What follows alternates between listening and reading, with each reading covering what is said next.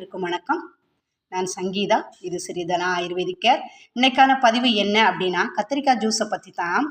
கத்திரிக்காய் ஜூஸ்னா நிறைய பேருக்கு அலர்ஜியாக இருக்கும். கத்திரிக்காய் ஜூஸ் குடித்தோம் அப்படின்னா நம்மளுக்கு உடலில் அரிப்பு ஏற்படும். அதனால் கத்திரிக்காயை நிறைய பேர் தவிர்த்துட்டே இருப்பாங்க. அது முற்றிலும் தவறான விஷயங்க. ஏன்னா கத்திரிக்காய் உடம்பில் உள்ள நம்ம ராஜ உறுப்புகள் இருக்குல்ல, அதில் இருக்கக்கூடிய ராஜ உறுப்புகளில் இருக்கக்கூடிய அத்தனை கெட்ட கழிவுகளையும் என்ன செய்யும் அப்படின்னா வெளியேற்றும். அதே சமயத்தில் நம்ம உடம்பில் உள்ள தேவையற்ற யூரிக் ஆசிடையும் என்ன செய்யும் அப்படின்னா சரி பண்ணும். எக்ஸஸாக இருந்தால் வெளியேற்றும்.